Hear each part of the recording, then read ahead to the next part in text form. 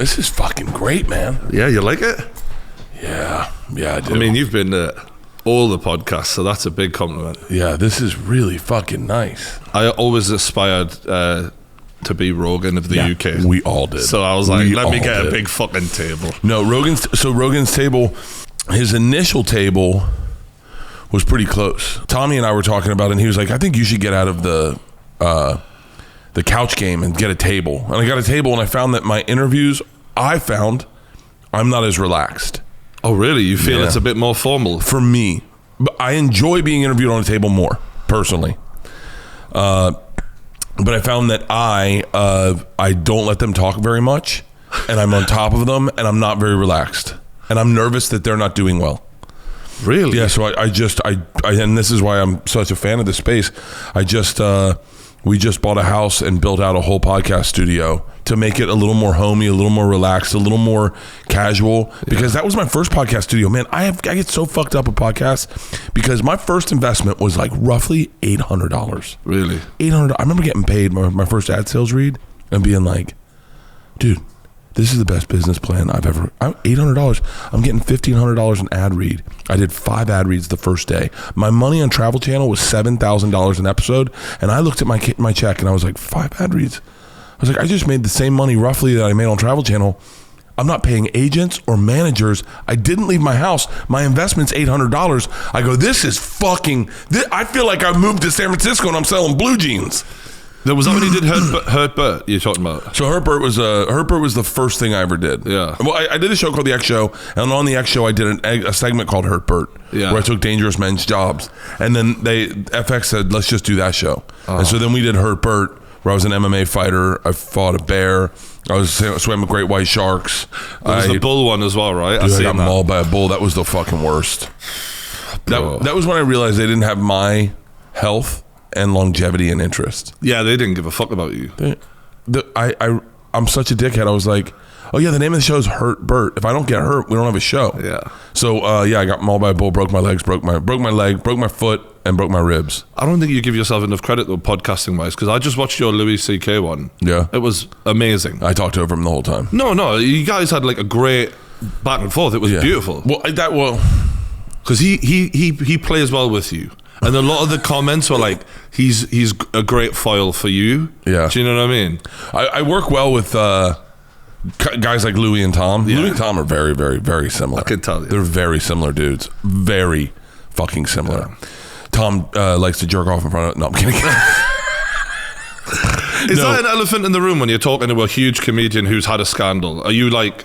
No. Does he ever bring it up? Do people bring it up? Like, or is it just sort of not? You don't even mention it anymore. Well, on a podcast, I'd never bring it up with him because I'm not that guy. Like, I don't like confrontation. I'd make a joke about it definitely, but I didn't even realize I was kind of digging. We were talking about things you were turned on by, and I was showing him quicksand porn. Bro, I was literally just watching this. Yeah. I was like, I've never heard of this in my life, and I've watched pretty much every porn I can think of. I've watched all of them. Yeah. I've watched all of them. You were literally like, this is the good bit. I was like, wow, he's really been watching. Oh, yeah. Oh, I've watched a great deal of quicksand porn. The people that are into quicksand porn are called sinkers. Yeah. Because I thought, right, in my, from the male point of view, I'm like, I guess the girls get trapped. And at that point, the man comes up and like, he's like, oh, you need a little help there. But no, it's just literally women getting covered in quicksand. And then disappearing. Yeah. If you'd married long enough, the part when their mouth goes under is the best part.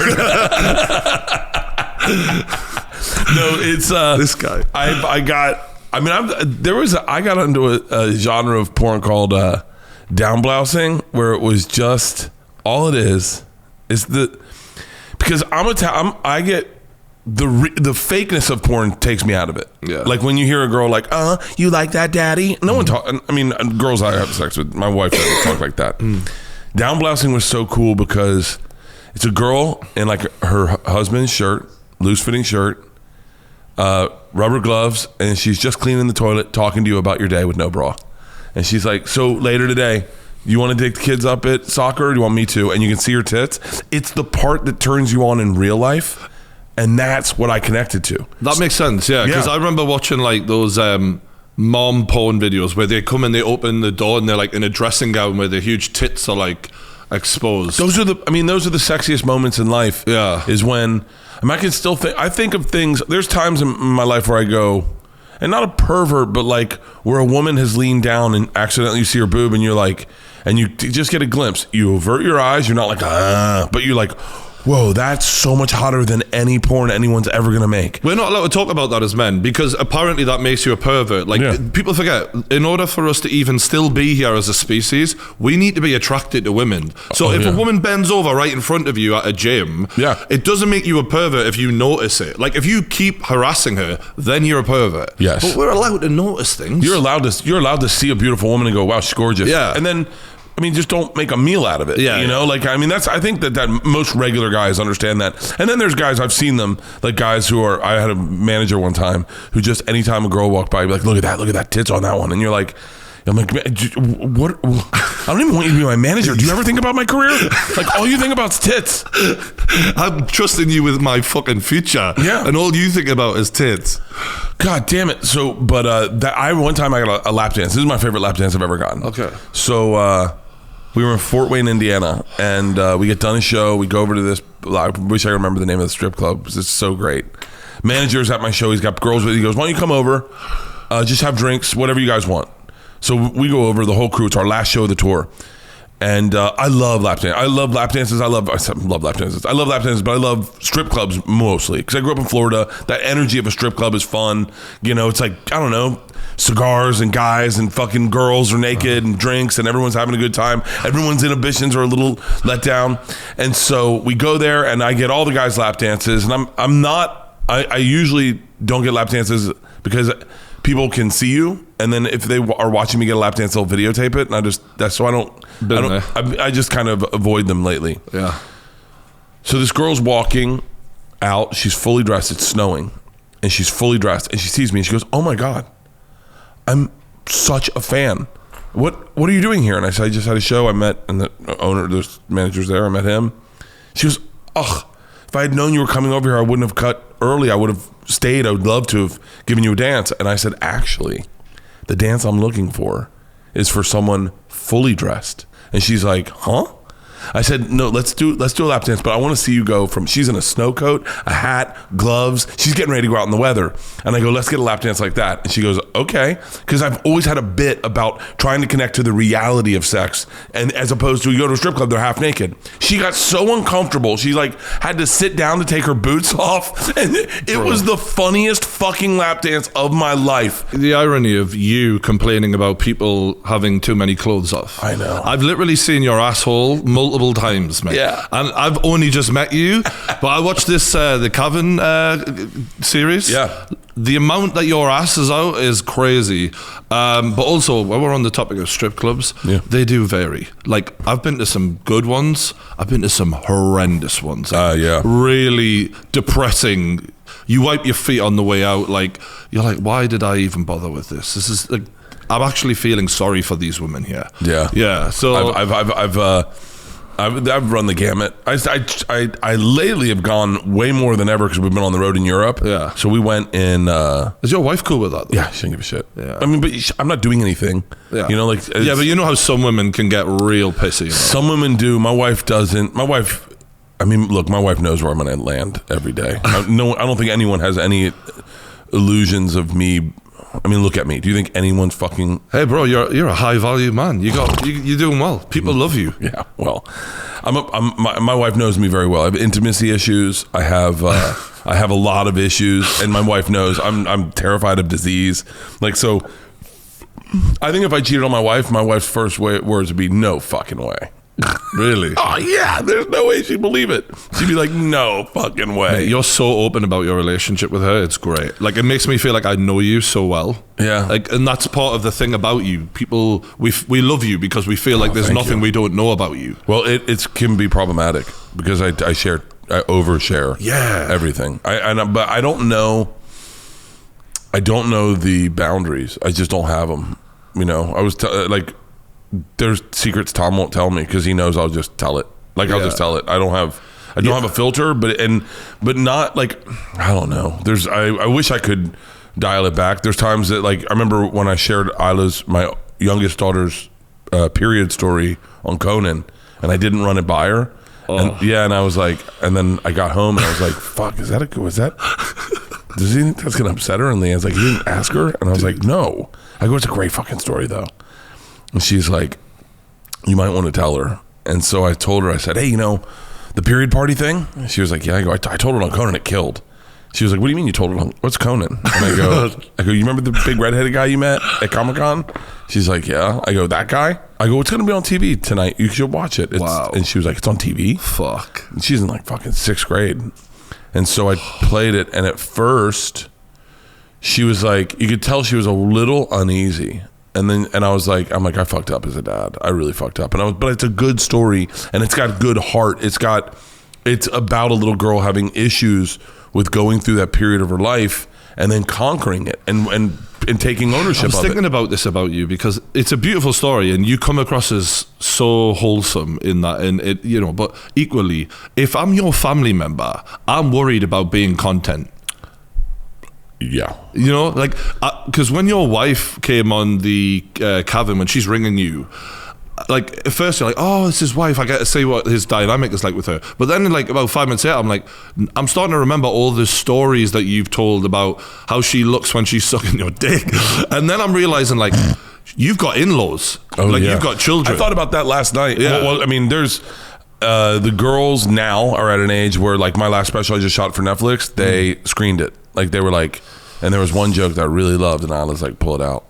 I was like, for real? She goes, I can't be that's between me and you. It's not for the world. Ooh. And I was like, fuck, such a good joke. It's such a great fucking joke. Yeah. So I pulled it out and then I offered her money for it first. But I pulled it, I was like, how much? I go, just out of curiosity, is there a price on it? And she was like, no. I was like $20,000? She was like, Dad, take it out. So I pulled it out. But you got to at least ask, right? If the kid's got a price, so you can't pay the kids a price. But there's a disconnect, and when you're a comic, I don't know. I never thought about the people I love telling stories about them on stage, and then people seeing them from the outside and knowing them intimately without them. The Isla Point was the first one that pointed that out to me. I said, I talk about you a lot. This is at Secret Time. I said, I talk about you a lot. In the special, are you okay with that? And she goes, we're in the pool. And she must have been in like 5th grade. She goes, it's a little late for that, Dad.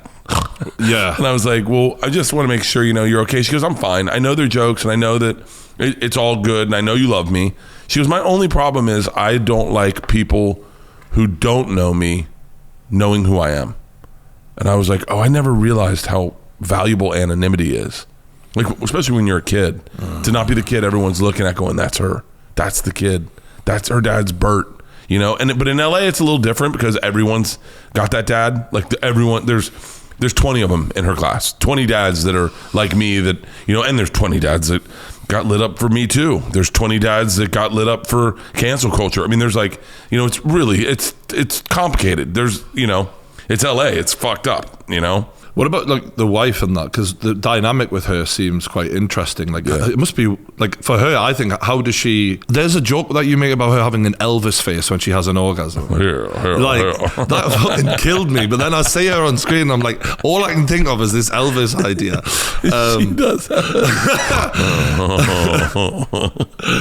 Are you guys old fashioned? You kind of come across as a bit old fashioned. Yeah, we are. We're pretty meat and potatoes. Yeah. She's like she had a rough childhood, and so I think she fixed that in herself. And then when we met, was like, oh, I'm gonna help you figure out the tools to fix it in you. But ultimately, all she really wanted was like, I think stability, and and all I wanted was, I just said this to someone the other day.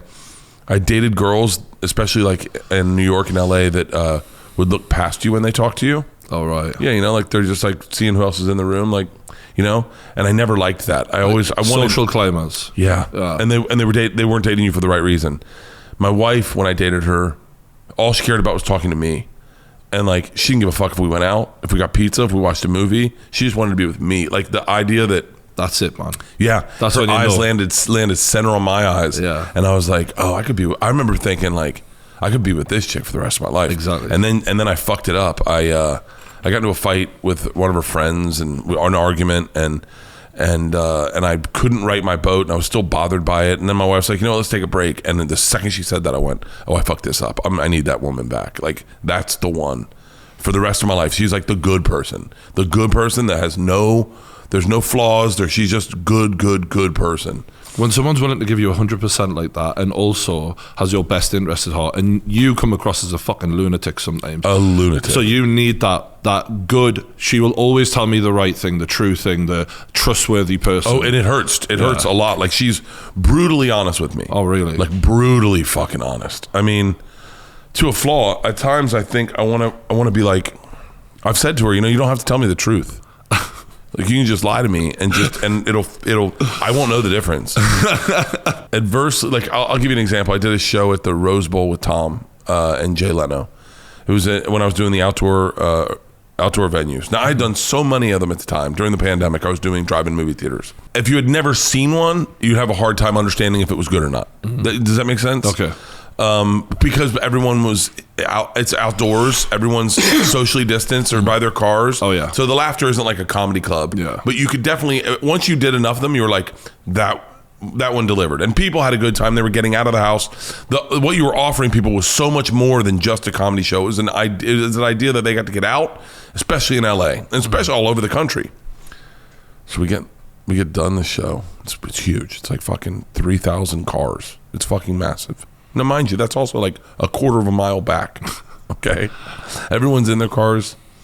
We get in the golf cart and drive around and do like a meet and greet, socially distanced meet and greet. It's just such fucking great. Jay Leno's there. So we get in the car, and I said, I'm like feeling good. I've created this thing, this drive-in movie theater thing. Yeah. It's doing great. Everyone's making money. I'm employing a group of 12 dudes. I got 2 bus drivers. I got a whole crew that's everyone's got jobs. Every show, all anyone says to me is, hey, Bert, thanks for the work. 'Cause remember, this is the pandemic. Oh, it's fucking terrible. So many fucking, I got merch people that are employed. I got security guards that are employed. Everyone's so grateful. Not to mention the fans who are getting to have a great moment outdoors, socially distanced and saved. I get in the car with Leanne. I go, what a night. She goes, sad excuse for a comedy show. Whoa. I go, what the fuck is wrong with you? She goes, well, it's not a comedy show. It's not like a comedy show the way I know them. Yeah. It's like, it's different, but it's just not a comedy show. It's not like it's, and I go, hang on, stop. All you had to say was nothing. You could have just said nothing. You know when you're doing your best as well. Yeah. And her words mean more to you than anyone else's. I went home and I know she didn't mean to hurt my feelings. I knew it. And I was like, it's best if I don't talk because I know that I'm hurt. And I know you didn't mean to do it. Yeah. And she was like, she's like, I don't know why I said it. And I was like, because that's how you felt. Yeah. That's how you felt. So you say what you feel. And I said, I appreciate. She goes, I'm just saying, like, it'll be better when you can get back in theaters and I mean, it's great. No, it's great. And then she like backpedals and I go, no, I know what you said. And it's not the comedy show, but it's something that's it's a workaround. And by the way, she's done it so many more times where she says the thing, but then like when I did the movie and she came to set and she watched me act and she goes, you can really act. I'm like, I guess you can. I guess I can. Because she would definitely tell me. She would definitely fucking tell me. Yeah. And when I do my special, I just shot my special in Omaha. First show, I get off fucking. She was like, that wasn't good. And I'm like, no, yeah, I know. She goes, I'm just saying, you got 3 more. You got to hit it out of the park.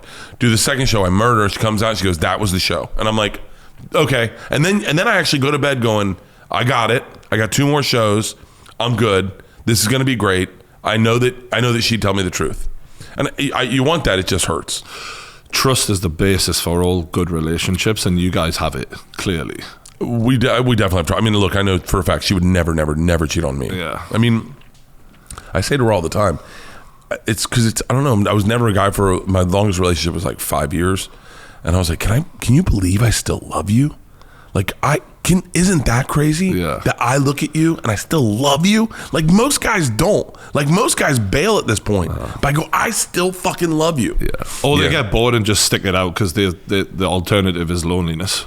Yeah. Yeah. Yeah, well, I think for some guys, I've watched dudes bail. And I think Men get a lot of shit for bailing. Women seem like, you go, girl. Yeah, you don't need him. But men get shit when they leave a relationship long term, right? My buddy's a divorced dad, and he's killing it. He's killing it. Oh, is he? Oh, he's killing Loving it. life. Hey, his fucking kids on the weekend. Yeah. And he's like, he goes out, goes to Vegas, he has a blast, and he's like, man, and he's giving me advice. And I'm like, listen, motherfucker. Best thing I ever did, bro. I love that. I'm a divorced dad, kind of, because I'm on the road so much. I'm home for the weekend, and now George is at college, so Isla and Leanne are like roommates. It's fucking hilarious. I call up, and they are like two fucking roommates. Yeah. How old are they now? Isla's 16, George is 18. Okay, so they're at that age now. I want to talk to you about that. I was binge watching all of your stuff, obviously knowing you were coming on. You were in the woods with Caitlyn Jenner. Yeah. Wow. That was a weird watch. Like I was kind of, I could feel that it was weird. Yeah. It must have been weird on set for you. It wasn't totally weird. I'll tell you. This is all behind. I'll tell you all the behind the scenes stuff. So I called my dad that morning, and he's like, "What are you doing?" And I'm like, "Oh, we're getting ready to start shooting. Caitlyn Jenner's coming out." And he was like, "Buddy, don't do it. Don't do it. Fucking pull the plug. Pull the goddamn plug." Because I'm telling you right now, this world is too fucked up. You're gonna say the wrong thing, and you're gonna get in trouble. You're gonna get canceled. You're gonna lose your house, lose your family, everything. You're gonna take it all away. He goes, and then he goes, "You don't understand who you're talking to, by the way. Like, you're talking to a goddamn hero." And I was like, "What?" And he was like, he's using the right pronouns. He's like, "She was the decathlon champ. I mean, you don't understand. I sat with you when the Montreal Olympics in 72. I sat with you as a baby on my lap watching her, maybe it was the 74 Olympics, watching or whatever." He goes, I had just quit track and field. I had just focused on my life. I just got my law degree. I was trying to make something of my life, and I watched her. She's an American fucking hero. Cancel it. You don't want to. You'll fuck this up. So I was like, I'm not canceling it. She's on her way. So I hang out with my dad. Nikki Glazer shows up. Yeah. I think I'm in the middle of waxing my ass with Fortune. Fortune leaves. Nikki comes in. She pulls the thing. She's greeted by your butthole. Yeah, she's greeted by my butthole. And so could not be a better person to see my butthole. Fuck me, mate. She has such a good sense of humor, and especially all the Me Too shit's going on. And I'm like, "Nikki, do you consent?" And so, mate, Caitlyn Jenner's walking up the stairs like 60 seconds later as this girl's waxing your asshole. I was like, "What the fuck am I watching? This is mental." This is the best part. So like, Caitlyn shows up, Nikki shows up, and then we kind of stop down for a second. Everyone get mics on and whatnot. And Nikki pulls me aside and she goes, "You didn't tell me Caitlyn Jenner was going to be here." And I was like, "I didn't." And she was like, "Bert, I went on Stern the day after the roast." They said she roasted Caitlyn. She goes, and there were like 20 jokes I had written that I submitted, and they said, "You cannot tell these. If you tell them, Caitlyn will walk off." She goes, "I went on Stern the next day and told all of them." She goes, "This could be bad." And I'm like, "Motherfucker." So the whole time I'm watching Caitlyn and Nikki, like waiting for Caitlyn to, but Caitlyn was cool as fucking shit. I almost killed her. With the axe. With the axe. What's so funny? That was dumb as fuck, by the way. No shit. Literally. For those who haven't seen it, you spun an axe towards the dartboard at the wrong angle, and it fucking bounced back over. It could have fucking taken your head off. Oh, it was.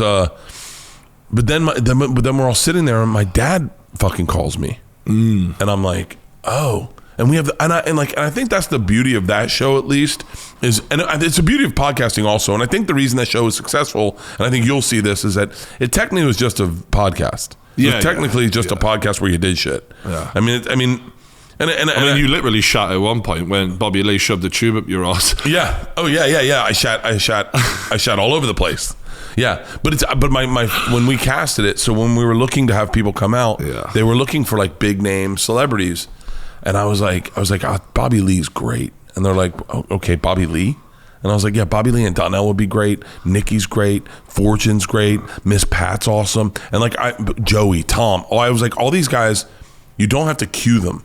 All you have to do is say we're rolling, and then they'll just talk. Like Joey Diaz, we have fucking possibly 8 hours of gold. Of Tom and I were crying, laughing. By the end of that, we were like, I'm dehydrated. I've been laughing so hard. Yeah. And so that was the beauty of that show, is you just let him go. And everyone talked. And then with my dad and Caitlyn, we had this great moment where my dad started crying, and I said to Caitlin, you don't understand, you're my hero, and you're an American hero. Thank you so much for everything. And it was really fucking insane. It was a great show. Caitlin, she's like, you had a lovely little moment after that where you were like, I've never seen my dad like that before. And I think that what really comes across about you and your dad's relationship is how different you are. Like, the guy was a lawyer, you're a comedian. Yeah. Like, God knows what he was thinking watching you on the come up, thinking, this is my son, like, this guy's nothing like me. It must have been a weird time. I think so. My dad had a mentality. His mentality was eat shit, cash checks. That's his mentality. You could be digging ditches. Remember that. Anything, eat shit, cash checks. That was his motto. And gave me a great break-off speech when I was 26, and I moved to New York, and I thought I was making it. And on my birthday, I was like fucking partying, and I wasn't doing stand-up. And he called me on my 26th birthday, and he was like, I was like, oh, he's just calling to say happy birthday. I'll just answer it. And he was like, I go, hello. And he goes, you are a tremendous piece of shit. I was like, what? He goes, you're an embarrassment. I just perjured myself in court. The judge just said, how's your son doing? And I said, great. He goes, I've never lied in court. I just perjured myself in court. What I should have said is, he has no humility, Your Honor. He has no ability to get anything. He thinks he's better than everyone else, Your Honor. And like, gave me this huge break-off speech, and then got me ultimately into stand-up because of that, because he was like, you need to do whatever, and you do what no one else will do to get on stage. You tell them you'll mop up, you'll make burgers, you go to that club and do it. And I went, and didn't work right away. The first night, the guy told me to go fuck myself.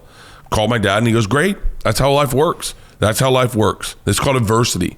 And he goes, now you go back the next night, tonight. You go back again tonight, and you tell him the same thing. And you're going to tell him that when he tells you to fuck yourself, you'll see him tomorrow night. And you're going to go every fucking night until he gives you an opportunity.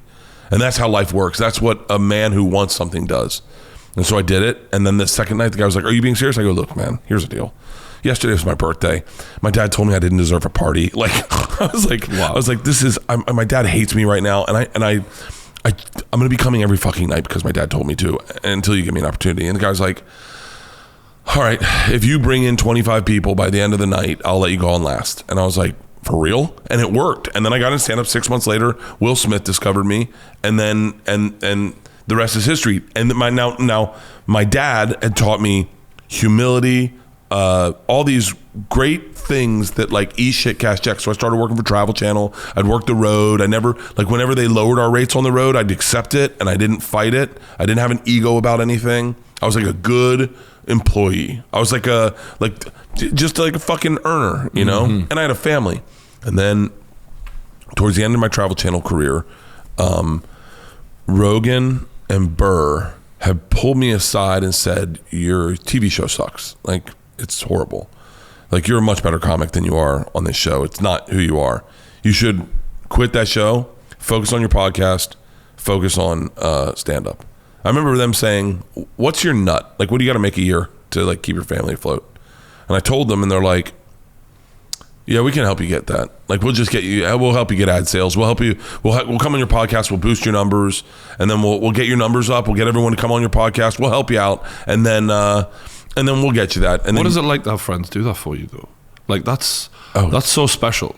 Like, ain't no one done that for me. I've done that for other people, ironically, and they haven't been very good about it afterwards. You know what I mean? So, you know, that's life changing. I remember them. I mean, Tom was.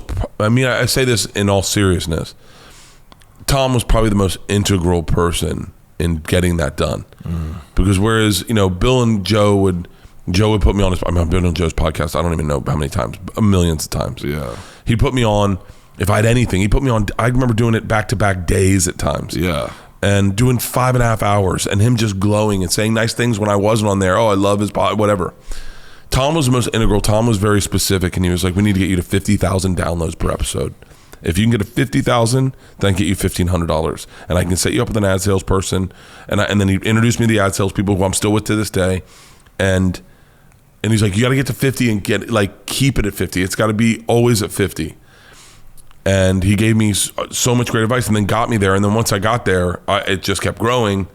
I don't know if, I mean, I couldn't even, I would not be in this business without those people. More than that, Joey Diaz, Ari, you know, I mean, Ari and I know everyone thinks Ari and I have past shit. You know, Well, for those who don't know, he did drug you. he drugged me in my backyard. But yeah, my daughter Isla was like, you need to. I watched that episode as it was happening, and I remember, because I'm like super fan of all you guys, and I was like, what the fuck are we watching here? Like it took like a turn that was way more serious than we'd ever seen before, because it's like this wholesome group of mates, and then one of them's like, yeah, I drugged him with Molly before a flight. It was a flight, right? Yeah. And this was when you're with your family. Yeah. And I remember looking at Tom Segura's face, and he was looking at, like, he looked furious. Tom was pretty furious. Yeah. Tom was pretty furious. Because that shit can really do people in. Yeah, know? Tom was furious. Joe didn't really understand what was going on. Yeah. It wasn't until a couple days later that Joe was like, wait, what the fuck happened? Like he called me because I went on the road. My serotonin was gone, so I'm like having panic attacks on the road. But and then you know we figured it out. We're friends, and we figured it out. How did you figure that out though? Because that's like, I mean, like your wife and kids must have been like fucking. They hate him. Yeah, they hate him. Now, yeah. Well, my daughter, I remember maybe a year, 2 years after that, I'm sitting at dinner with my family, my mom and dad and sisters, and my phone's like this, and I get a text from Ari, and I look at it, and my daughter Georgia grabs it and goes, absolutely not, and pulls my phone away. All right. She goes, you will not be texting him back, especially when I'm not here, when I'm here. And I was like, okay. Leanne hates him. Leanne will never forgive him. Georgia and Isla said to me, you know, the other day, she goes, I think you really need to reassess your friendships at times, Dad. And I was like, what do you mean? She goes, your best friend just gave you Nazi memorabilia for your birthday, and then your other friend drugged you in our backyard. She goes, Dad, like if I had friends like that, what would you say? And I was like, it's complicated, Isla. It's complicated. But the truth is that Ari is a really special person to me, and he always has been. And he is someone, like I said, like when you look at like Tom, him, Joe, all my friends, I wouldn't be where I am because there's like so much shit that's in the weeds that I can't even, that you'll never even, like Tom especially. And I have to say this, but it's like, I remember telling Tom I was sold out helium in Philly, and he was like, how much are your ticket prices? And I said 20. And he goes, you got to bump it up to 35. And I was like, what? And he was like, trust me, get it up to 35. And then once you can sell that at 35, Bert, it's all fucking skating from there. And I went, and I remember I just was like, he doesn't know what he's talking about. I've been doing this longer than him. He doesn't know what he's talking about. And then I got up to 35, and Tom's like, just so you know, you don't have to be in that club anymore. You can go do the Troc. He goes, it's 600 seats, and you'll fill out the whole weekend at the Troc. Next time I went to Philly, I did the Troc. I think I did 6 shows. And I was like, how did you know that? And he's like, because he'd already been there. Joe's already been there. Bill has already been there. They've already walked. Once you've been through that path in the woods, it's super easy to shout from the woods and go, over here. They seem to give you the confidence. And when I watch you talk, interact with them, you seem less sure of yourself than what they are. Yeah. You seem a little more, I don't know. I think it's fair to say mentally you seem a little younger than them. I always feel younger than everyone. Yeah, wide-eyed, childlike. Yeah. And they're like, come on, let's do this. Well, you got to remember, I didn't get success until I was like 44, 45. Like, I mean, Bill, I mean, I won't, Bill's a bad example, but like Joe's been successful his whole fucking career. Yeah. He's been successful since he was like 27. Yeah. Tom has been successful at a way younger age than me. So I kind of, you know, I'm not that way on stage, but as a man, as like, I look up to my friends. I surround myself with dudes better than me. I think that's like I don't know if it's because I'm insecure or whatever, but I don't really hang out with people that aren't better than me. Like I fuck with dudes that do it at the next level, and so I always look up to them. Louis C.K. Louis is a friend of mine. We text back and forth, but like, I definitely look up to Louis. I really look up to Louis. And even Big J Okerson, I look up to Big J. I look Louis J Gomez. Yeah. Louis J Gomez is doing amazing things with Legion of Skanks, and I've never been the guy to tell you, let me tell you how it works, because I don't know how it works. I like being around guys and then going like, so what do you think? Yeah. Like, I love that. I texted Joe. I was texting with Joe last night about fucking Pierce Morgan. Because I was like, I don't know anything about Pierce Morgan. I mean, he's a cunt. Yeah. So there's, but Rogan, watching like there's successful what he was, and then there's successful where he is now. What was it like as his friend watching him become the center of attention in America, where all of a sudden people are really threatened by what he's become, like the king of the dudes. Yeah, it's I don't know. It's a very full suitcase of a question in that because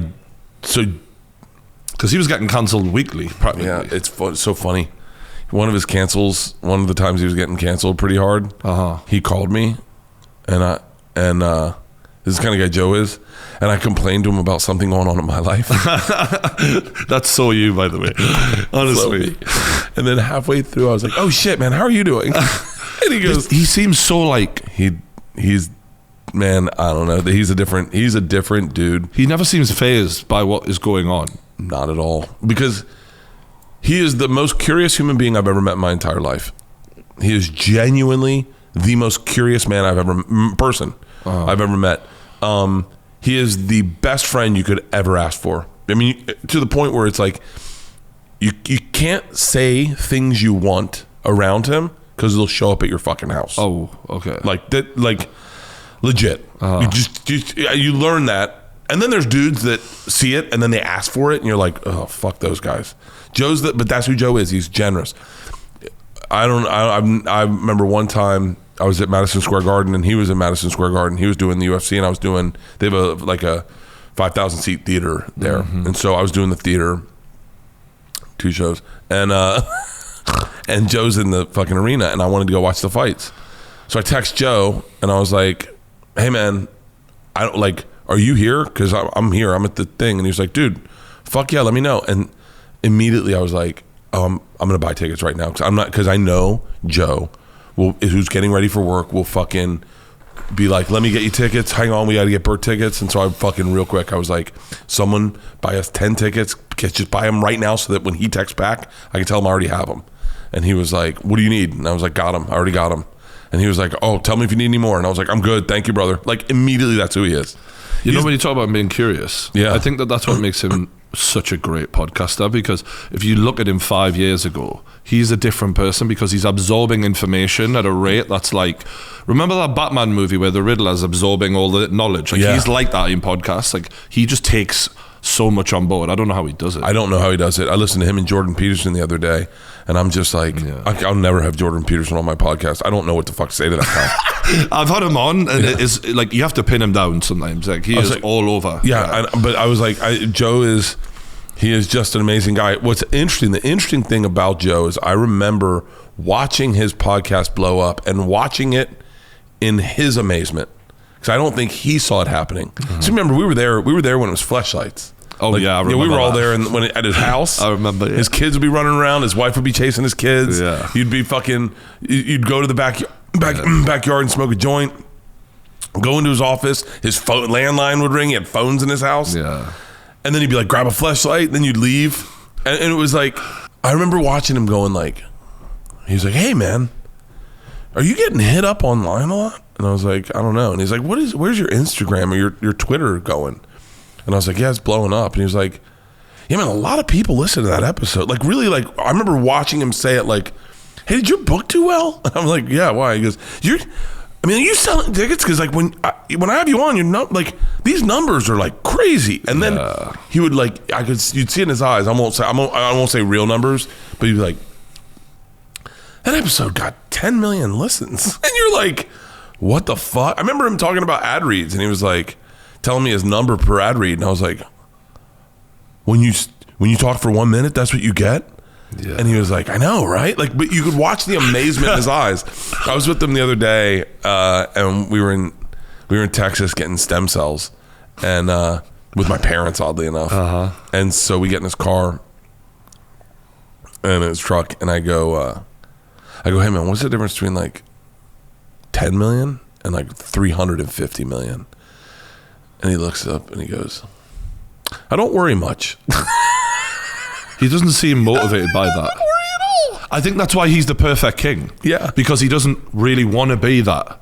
You know what I mean? Yeah. Like, and he's a reluctant, like he's not the flashy guy. Like, he's got Conor McGregor money, but you would never know it. You'd never know. He doesn't. He's not a flashy guy. He wears the same fucking same shirts that he gets for free from people. Say he is the regular guy. He texts you back immediately. If you call, he answers. He's not. Do you think he's worried about people though, trying now that he's become like everyone knows what he is now? He must have to keep people at arm's length who are trying to be those, leeches. He has the best radar for that. Yeah. He has such good radar that he'll tell you, hey, just a heads up, you got a vampire on your left. And you're like, for real? And he's like, big time. You need to get the fuck away from that guy. You need to get the fuck away from him right now. And he's so good at recognizing. I mean, he's done it. He's done it so many times where I'm like, I remember this. I want to get, because the guy will know when we're talking about him. But like, I remember one guy was just coming up and was like, "Hey man, hey Joe, it's good to see you." And Joe's like, "I'm talking to Bert." Right, yeah. And he's like, "No, it's like, hey man, we should podcast sometimes." He's like, "Hey man, I'm talking to Bert." And the guy's like, "All right, I'll give you a call." And I remember Joe looking at me, he goes, "You don't have my number." And he goes, "Well, give it to me." He goes, "I'm not giving you my number. Leave me alone." And I was like, "What?" And he was like, "This guy's a fucking..." And you're like, and I remember watching this and going like, I get that impression as well. Like, I mean, he's the absolute inspiration for me the whole time. Like, he's when the I was a inspiration kid. for all of us. I mean, there's so many things. He's such a like a channel marker on so many things, on longevity, on wellness, I mean, on just his work ethic, the way he drives his own pirate ship, he does his own things. And you look at his business model, and I try to say this to my team all the time. This business model is him and Jamie. Amazing. That's it. It's him and Jamie, and then a couple other guys that help out, and then he's got some security guys with him. But pretty much he's streamlined. He's been with the same manager for his entire career. His team that he works internally with are all amazing human beings. Yeah. And so he kind of keeps it very insular, and he's an inspiration for everyone. You look at like Tom. When you go to Tom's got like 25 employees, 27 employees. He's got a big fucking studio, and but that's the way Tom lives his life. Tom's a little more like, throw money at it. Let's see how big it'll get. Joe's really like, whittle it down to what it is. Me talking to another person. How do we get that out to as many people? And like Tom's like, I want to build a brand. Tom's a great business partner. Trust me when I say that, a great business partner, because tonight we have a conference call about fucking Two Bears Racing, because I bought him a race car, and we've been trying to build this race team, but he's been on the road, and now he's getting time off, and now we're building a race team. Wow. But Tom's the guy that goes, let's do it, let's get this, let's do this thing. We'll build it there, we'll meet our contacts, we'll take meetings. That's how Tom's brain works. I do feel like Tom's moving in a really forward thinking direction with his studio, and like how you've got multiple podcasts on a network, and I like the way he's thinking and building. I wish I had thought that way. I wish I'd, like, when we started Two Bears, I wish I was like, let's start our own YouTube channel. But it's in all honesty, I wouldn't have the wherewithal to do what he did with Two Bears. I mean, granted we're partners, but I'm more, I would say, Tom would say this, is I'm more of a kind of throw rocks at the moon creative partner. And he's more of a, let's stay grounded in reality and get shit done partner. So like, I would have never been able to build Two Bears the way we've built it without him. And I don't think I could have done what he's done. What do you like with money generally? I'm fucking cheap. Yeah? Yeah. I mean, I'm not, I have a problem with spending money. Like I just have a problem because I just feel like it's better to have it and save it, and I don't need nice things.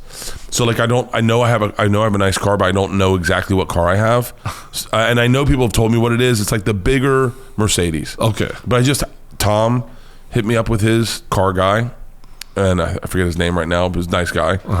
And he's like, "What do you want? Tell him what you want." And I was like, I don't even know what I want. Like, send me some options.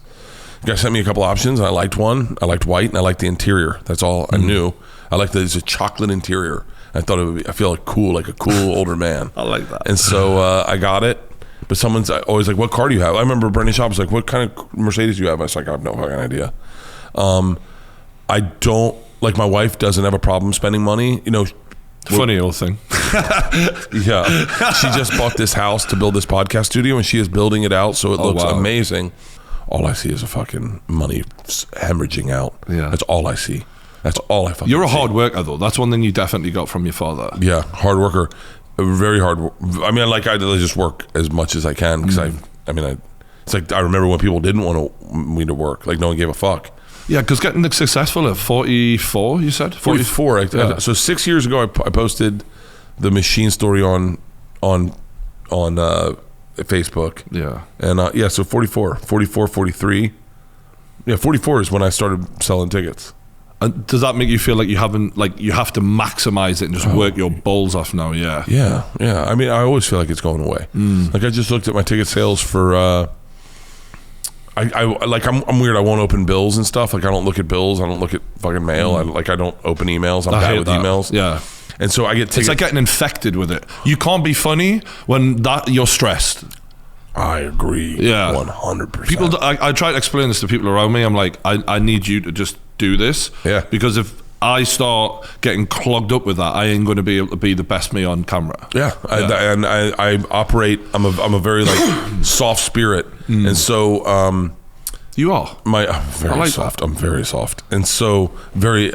I mean, if I had a nickel for every time Tom tried to talk me off a ledge of getting my feelings hurt by people, you'd be. But that's what makes you like lovable. Like that's what I like about you. You come across as the softest, friendliest guy in that group, and I think that's what people, you know, like we have an idea of what you guys are like off camera, and that's how you come across. Oh well, thank you. Yeah. I hope that's good. I get ticket sales every day. They send them to me, and I never look at them. I never look at them. They're always okay, but like, I never want to know, like, I never want to stress. And so like, I start my tour, my American tour, this Thursday or Wednesday in Williamsport. And so I was like, fuck. I got to look at ticket sales. I'm doing the Boston Garden or TD Gardens in Boston. And I'm like, what? Let's take a look at that. See how many tickets I got to sell still. I got to do Bangor, Maine. I'm doing an arena there. I'm doing all arenas this next 2023. And then I'll look, and I was like, oh, I'm sold out. I sold out the Garden. Okay, cool. And then I was like, oh, I sold out Bangor. Oh, I sold out Hershey. Oh, I added a second show in Williamsport. And I was like, oh, fuck. And then I'm like, oh, I'm almost sold out in Tampa. I'm almost sold out in Orlando. And then I'm like, oh, I have nothing to worry about. Okay, I can start looking at these ticket sales now. Yeah. But like, that's how my brain works. I always think my career's about to end. I'm the same. I think for me, it comes from having money worries as a younger person. Yeah. I was so used to just stressing and worrying about money that I always think it's going to get worse. So you kind of have to train yourself out of that. But I know you, like, I've had depression issues in the past.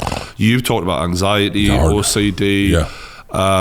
What is it that makes you have that, do you think, in you? Like, is there early years? Or? Well, they say it comes from something, from trauma or something.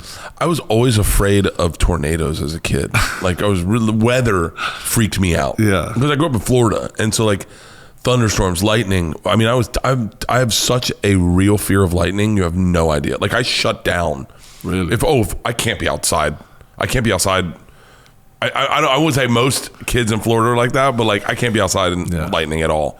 I can't be around, like, in New York, if there's lightning and I'm in a building, I'm terrified because I know I'm right there. Like, and you're not in control. That's why I also don't like flying. Yeah. But yeah, my anxiety has gotten better. I think it was really bad when I was a kid and I didn't even know I had it. Do you think that was what sparked all the partying and drinking and stuff? Well, I didn't start drinking really until I was 22. Like, I mean, I drank a little bit. I mean, we partied as kids, you know, like beers, but I really focused on baseball. So I never really like partied much. And then at 22, when I went to Russia, that's when I was, and it sounds staged a little bit, but like when I met the mafia and I started partying with those guys, that's when I was like, I would just drink with them. And I could make everyone laugh, and we had a language barrier. And I was like, oh yeah. And then when I came back from Russia, I remember thinking, all right, I'm going to slow it down, because I partied all through Europe. I didn't have any money, and I would just party, and I was like the life of the party, and I was like, this is when I'm realizing, oh, maybe I should do comedy. Like I'm pretty funny. And then I come home, and my chick that I was dating cheated on me with my best friend, and it fucked. And I remember that's when I leaned into drinking, and I mean, that'll do it. Yeah. And I was dating her for 5 years, and then all of a sudden, and everyone knew. So like all of a sudden, I'm this like town cuck. You know, like everyone knew because I was in Russia and they were like dating in Tallahassee. And so it fucked me up. And I started partying to kind of like almost like, so I was afraid people were looking at me like going like, I feel so bad for that guy. Oh, so if you look like you're having the best time, no one's going to look at you that way. Yeah, I think. And then I remember being like dating, not having sex with, but dating really hot women, like hooking up with them. I wouldn't have. I remember there was this absolutely beautiful chick, and I spent the night at her house. We didn't have sex. She woke up naked the next day. Like we fooled around, but we didn't have sex. Naked the next day. She got out of bed and she was perfect. This is how fucked up my brain is. And I said, I need to get away from her because she's perfect and she doesn't want to. I don't want to ruin her with something broken like me. Oh wow! And I was like, I'm just fucking broken. Like, I remember thinking her body's perfect. I want to let her have her great life. I remember thinking that, and then never calling her again. That's so unusual for a young man to say that, though, right? Because like normally, you know, I mean, you even said when your wife met you, she was trying to help fix you. Yeah. When Leanne got to me, she was like, first thing she said is, "You're misogynistic. You need to know that." I was like, no. She goes, no, you are, and we're gonna fix that. Don't worry. You have 2 strong sisters, a great mom, and me. What would make? There's something, and it was being cheated on. I just didn't trust women. I didn't trust them. I didn't like them. I just thought they're all. I remember Leanne will tell you this too, and I've said it before, but I didn't want to go out with Leanne. I didn't want to go on a date with Leanne because I thought she was a whore. And she's like, why? You don't even know me. And I said, no, but why would you want to date me? Like, if you want to date me, you must. That's where your self-esteem was. Oh my. I was like, all women just want to sleep with men and they don't care about feelings. Because I was always wanting to fall in love. Like, I mean, I'd go to bars and I just want to, I'd be like, I hope someone understands me. Like, I hope someone gets me. Wow. I hope someone says to me, do you want to just go back to your house and watch Fletch and get a pizza? And I'd be like, yes. And so I think a lot of people have these thoughts though, but they don't say it like you're saying it right now. Maybe, I don't know. Yeah. I know I definitely had them. And I was like, and Leanne put all the people. I mean, I remember when I went to New York, I moved to New York, and I dated a chick in Tallahassee, and we broke up, and I had a hard time not calling her. I didn't have a cell phone at the time, but I had a landline. I was living in New York. I was about to get a cell phone, but I did not have it yet. And I remember no one had my number but her and my parents.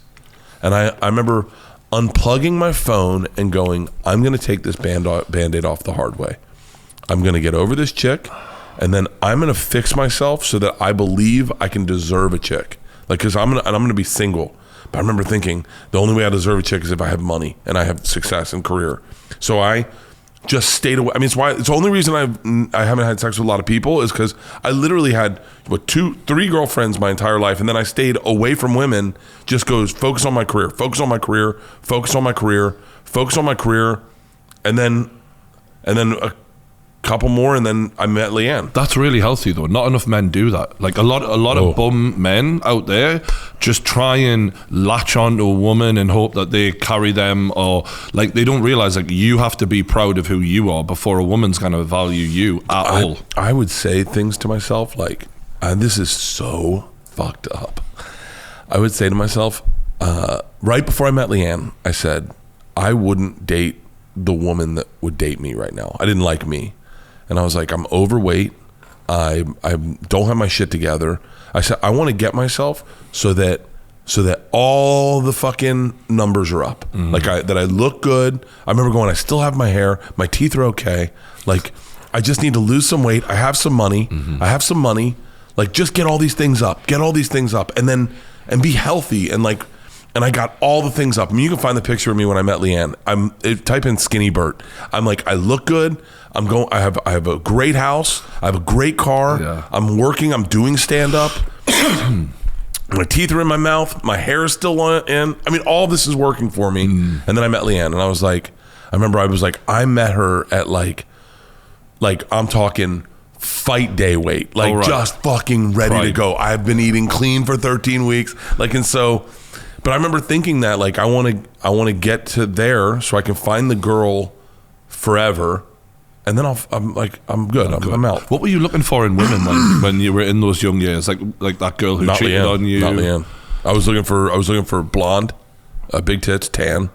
I mean, it was all exterior stuff. Really? Oh yeah. Oh yeah. Any personality traits? I didn't know they had them. Literally. I didn't know why for what. Yeah. What were they going to talk to me? I don't know. I was a fucking idiot. I was like, I want them to look good. I want them to.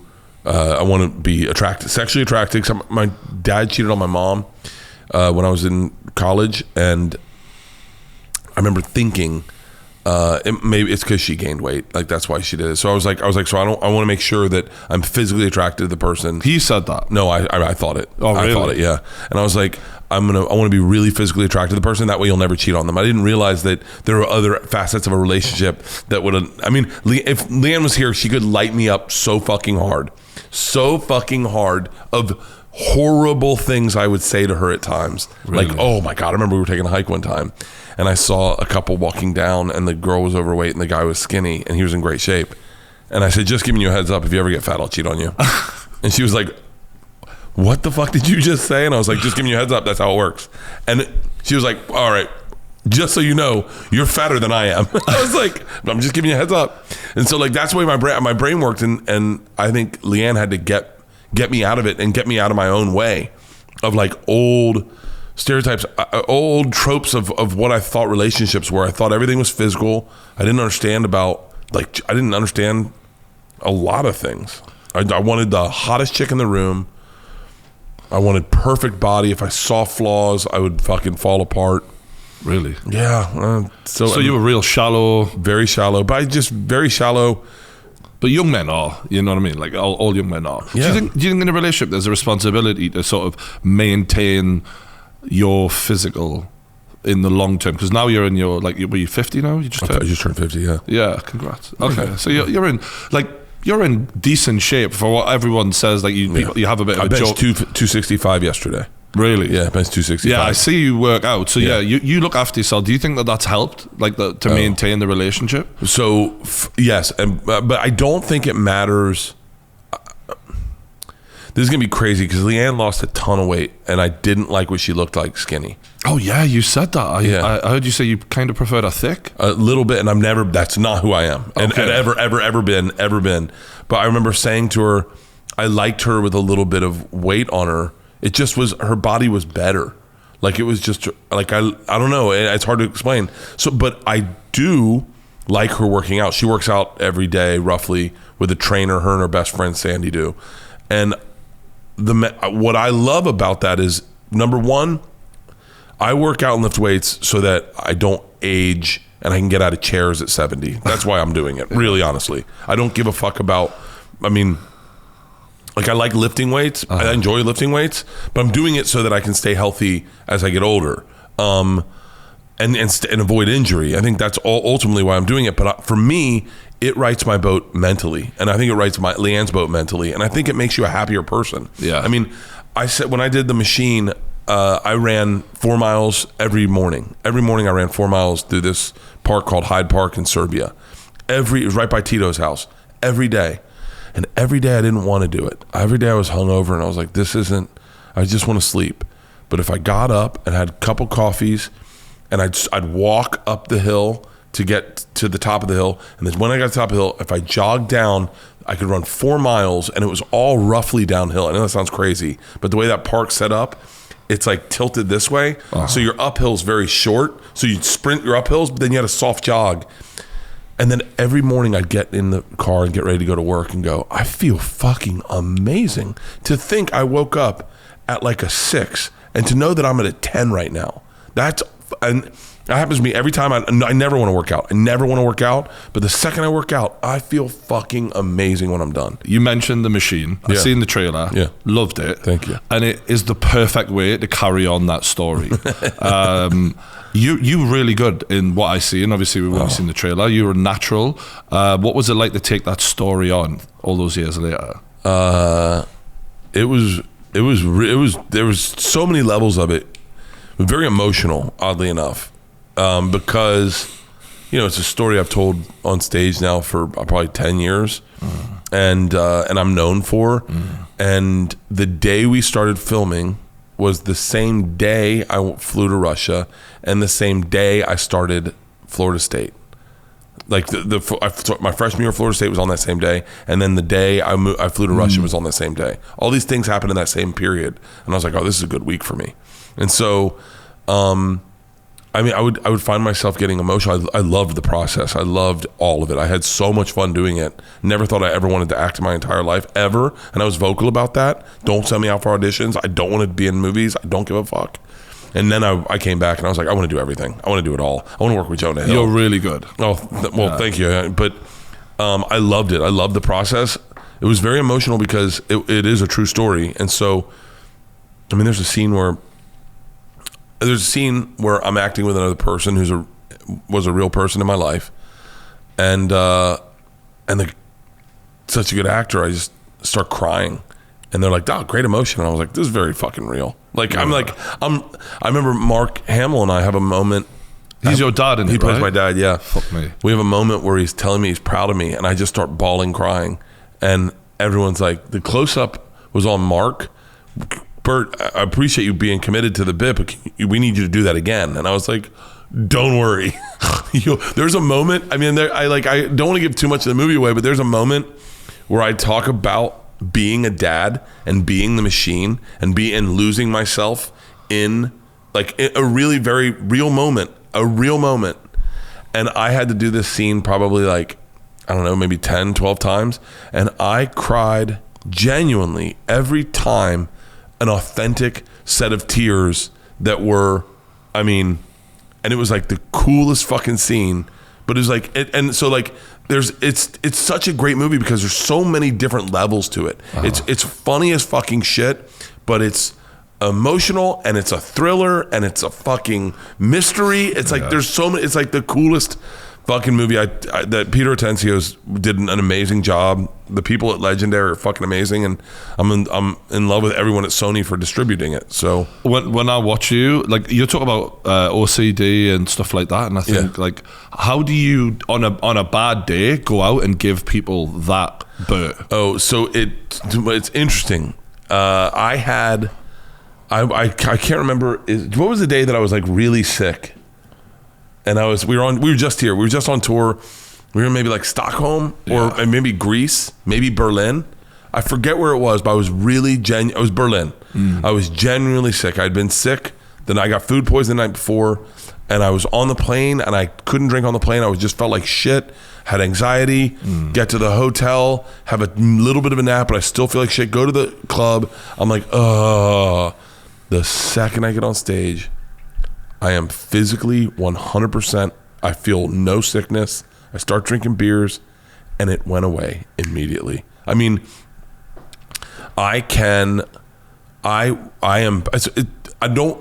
spend time in comments, right? Because it'll fuck me up. So I hired a team.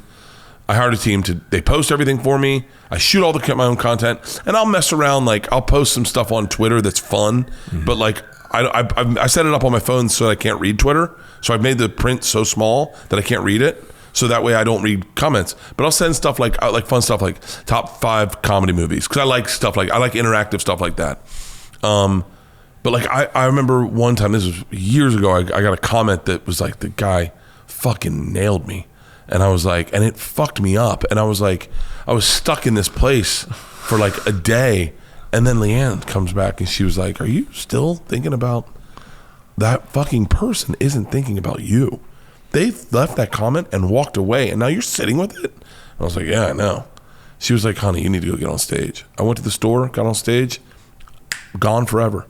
And it's crazy my anxiety disappears when I go on stage and when I do a podcast or when I put on my Instagram stories.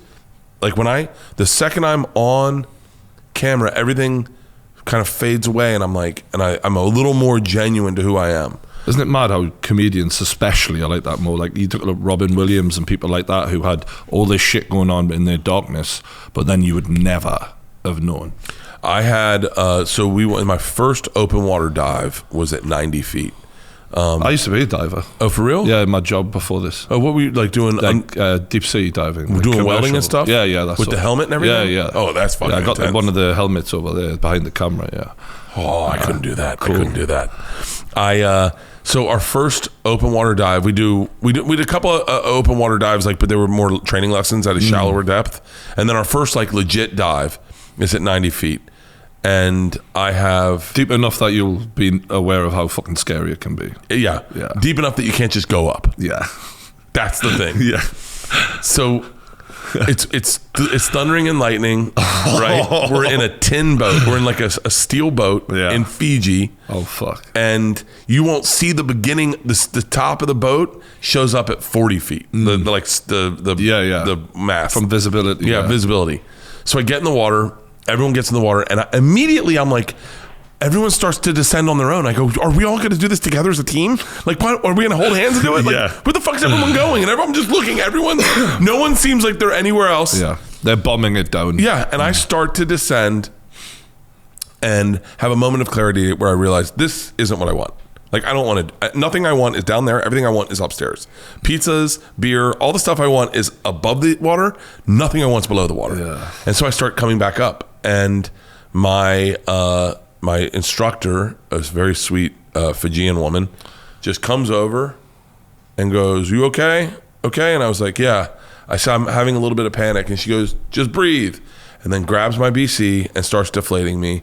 And we start sinking. And I start having a legit panic attack. Like hardcore.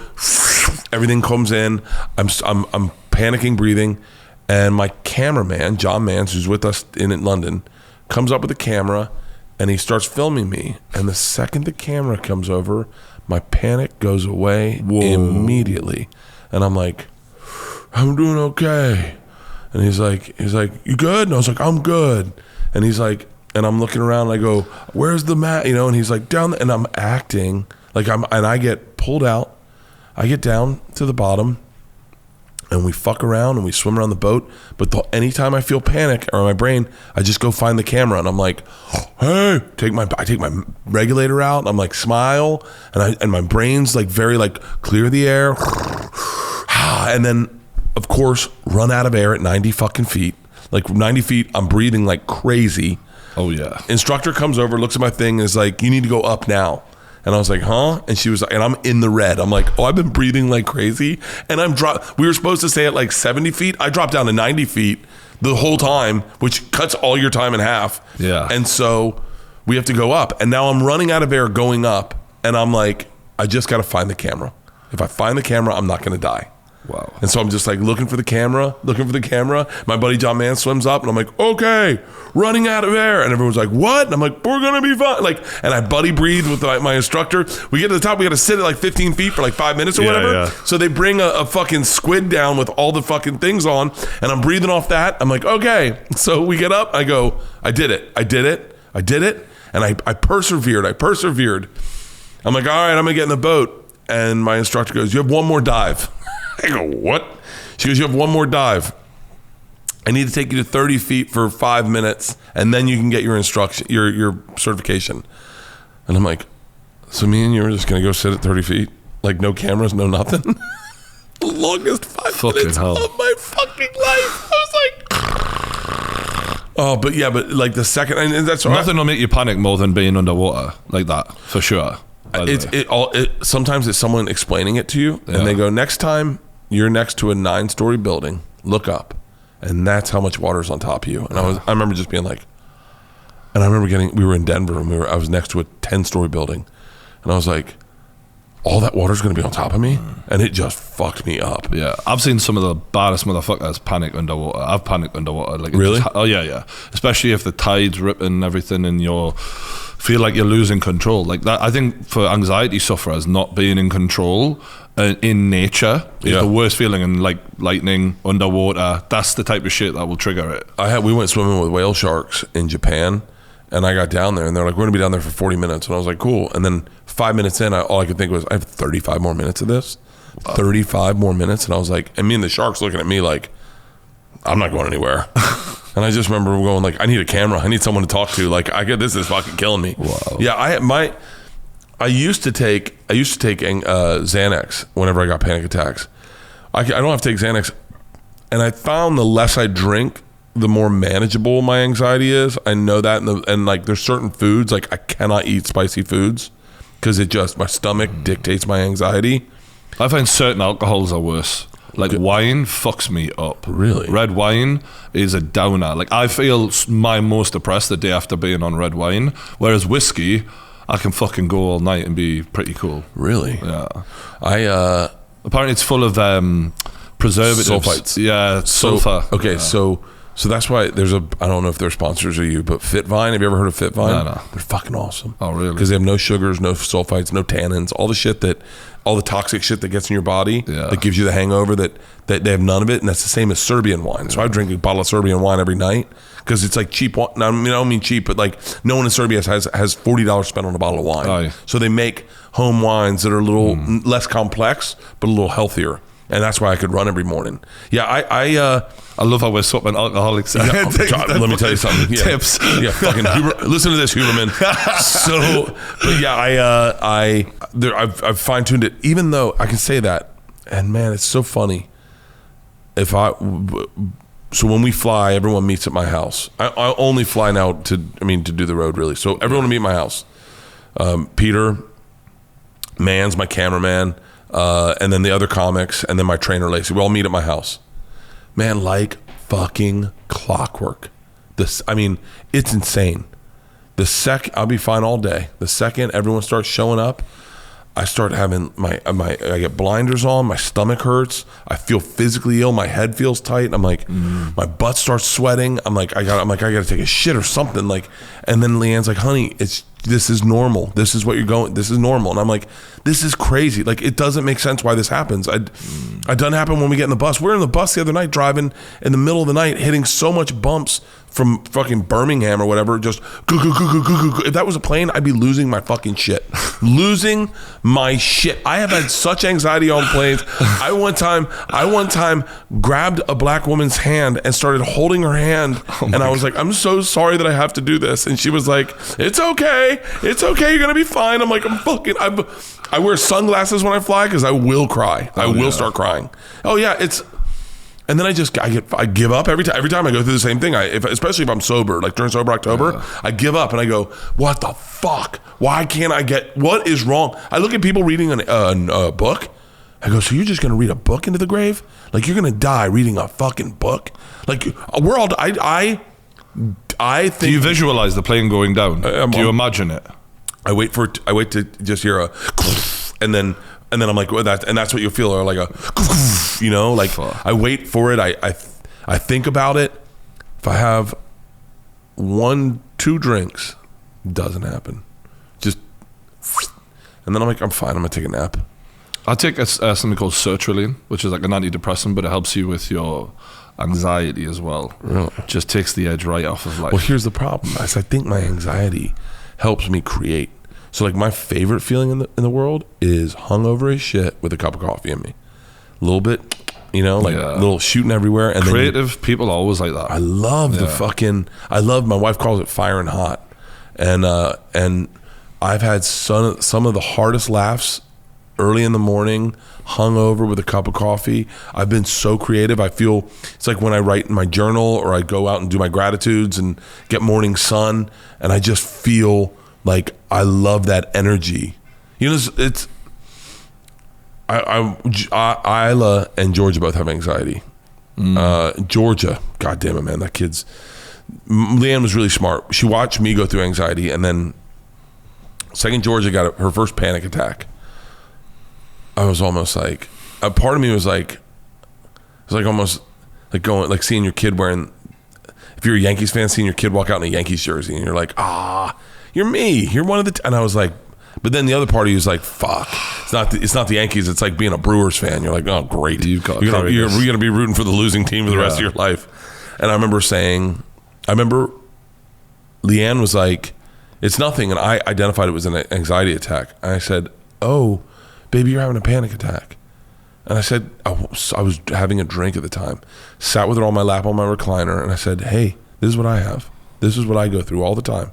You're not dying. You're not dying. You just need to breathe. I said, you want to sit on the toilet and try to take a shit? She was like, uh-huh. I was like, go sit on the toilet. And then she went on the toilet. I remember we hear just, and then I go, come on out. And I go, listen, it's totally cool. You're going to live through this. You're going to live through this. You're not dying today. Today's not the day you die. And we talked it through. And then Leanne, like a gangster, immediately gets her a fucking therapist. Immediately. Georgia must have been 10, 12. Gets her therapist to work through anxiety, and then Georgia has all these tools to work through anxiety. Isla gets anxiety. Georgia identifies it, tells my wife, yo, Isla's got anxiety. You need to get her with Dr. whatever her name is, Dr. Smiles or whatever. And so they go and do it with Isla. And now both my daughters, in moments of panic, have all these tools to operate with that I do not fucking have. I remember I have a hard time. I have sleep anxiety. And so like, a lot of times I'll lay in bed and I'm not going to bed, and then it gets worse. Like, especially if I have something big to do, like do a special or something. Oh, yeah. Oh, it's like, it makes me crazy thinking about it. And I remember Georgia was like, Georgia gave me her tools one night when I was in Cleveland. I was doing my special and I couldn't sleep and I wasn't drinking. And Georgia and Isla were in the other room, and I got up and Georgia was like, are you still awake? And I said, yeah. And she goes, I said, I'm trying to count sheep. And she goes, that doesn't work. Don't make your mind active, Dad. And I was like, what? She goes, you're not going to go to sleep if you're thinking about things. You need to have nothing in your brain. You need to think of nothing. Actively think of nothing, Dad. And I was like, what the fuck are you talking about? She was like, that's what Dr. Smiles or whatever said to us. Dr. Smiley said to us.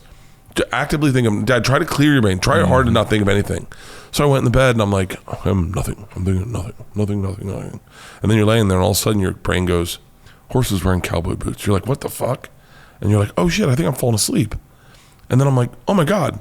And then now I don't do it all the time, but now if I'm like, because sometimes you get caught in the thought and it'll be repeating a thought over and over and over again.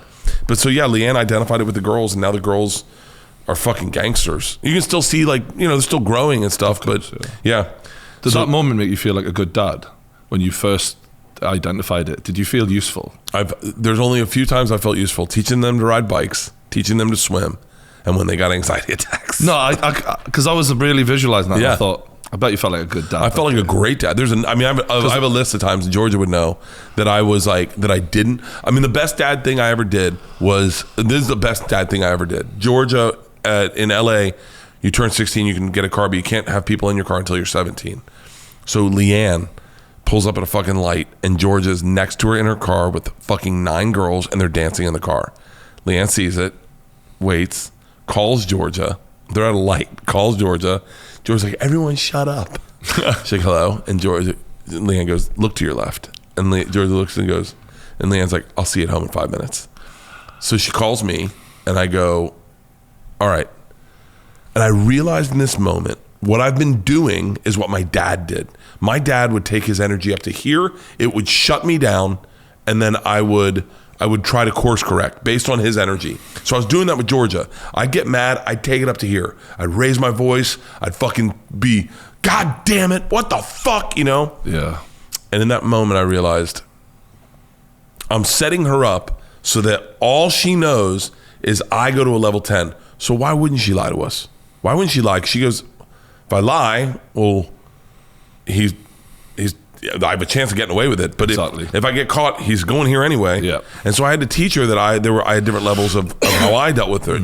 So she came home and I was like, she goes, I guess I'm grounded. I said, no, you're not grounded. And Leanne's still out. She goes, what? I said, you're not grounded. I was like, I don't think you weren't doing drugs or anything. You just had girls in the car. She's like, yeah, you can't have girls in the car. She's like, well, so then what's my punishment? Like being real bitchy. I said, I want you to write 1,000 words, like 1,000 words down, because she's a writer, so she thinks really well when she writes, on how it feels when I get angry with you. Like, how do you feel? And then what's the best way for me to operate within there? She's like, are you being serious? And I was like, yeah. And she started bawling, crying. She was like, what happened to you? And I was like, nothing. I realized I'm fucking up by getting angry. I go, I'm not mad at you. I just think that if I'm angry, that's the way I teach you. But I don't think I'm teaching you that way. And she's like, you're not teaching me that way. And I was like, I don't want you to lie to me. I want you to be truthful. So go out with your friends. You can't drive any of them. You still go out and have a good time tonight. You cannot drive them. Do you understand that? She's like, I understand. When do you want these 10,000 or the 1,000 words by? And I was like, wow. Leanne came home. Leanne's like, where the fuck is she? I go, she went out with her friends. And Leanne's like, what the fuck? And I go, I think I handled it. And then I told Leanne, and Leanne's like, what happened to you? And it's just this moment of clarity where I realized I was coming here every time. It's like if you have a bitch wife who's a bitch and a piece of shit and she's always yelling at you, why wouldn't you cheat on her? Like, why wouldn't you just cheat on her? Like, what the fuck? Like, you're already a bitch. I got bitch all the time. Yeah. Might as well just go out and have fun, and then what do I come home? I get bitch? Yeah. So I think a lot of people miss that point in life. Yeah. Oh, yeah. Yeah. People want everything their own way, and they forget that it's all like that old saying of, you get more fucking is it with honey than shit? Like, yeah, basically. And you played a real smart role. I did. I've done that a couple times with George. Isla and I are buddies. Like, I mean, Leanne and Isla butt heads. George and I butt heads. What about your dad? Because actually, one interesting thing I learned on the Louis C.K. podcast is he worked for Scientology as a lawyer. Yeah. Wow. Like L. Ron Hubbard? Yeah. Fuck. Yeah, he was. So it was right. It was probably when I was like 8 or 9. My dad represented a man or a woman. I think it was a woman who, it might have been a dude who was a drug addict, and they had put him in. He was part of the family members were in the church. They put him into the church, and he was abused or something bad happened, and my dad represented him, and he got out of the church and he sued the church, and my dad won him a bunch of money. And then the church came to my dad and was like, hey, anyone who can beat us is good enough for us. We want you on our team. So they put him on a retainer, him and my dad and his partner, and gave him a big chunk of money to be like, you're now the church lawyers. And so we bought a house with it. We moved out of like more of a I don't want to say white trash neighborhood, but a white trash neighborhood, and moved to a nice community house. Yeah. And I remember I thought nothing was wrong with Church of Scientology because John Travolta was in it, Christy Alley was in it. I mean, there's been Cheers was going on. Yeah. And so like, I knew all the people in the church. I didn't know of Tom Cruise really at the time, but like, and so I was like, yeah, there's nothing wrong with Church of Scientology. I remember my dad, if any church thing happened, my dad would be like, no one talked to a fucking soul. And then the church stiffed him, and they was he worried about what they, because he obviously knew some of their practices. He knew all of it. All right, yeah, he was like, because they lock you down and like. I remember being familiar with the word Dianetics, like and so like my dad was like, and my dad's just a very skeptical person. My dad's like a really great dude. He's really smart. Yeah, and he just didn't trust them. He didn't, But like there was always weird. There was a biker group that would come over, and the Outlaws. And so like my dad, when being a lawyer, you just had weird fucking people around at times. Mm-hmm. But yeah, they were, and so I always. Dianetics is where they test you, right? I think, I don't fucking know.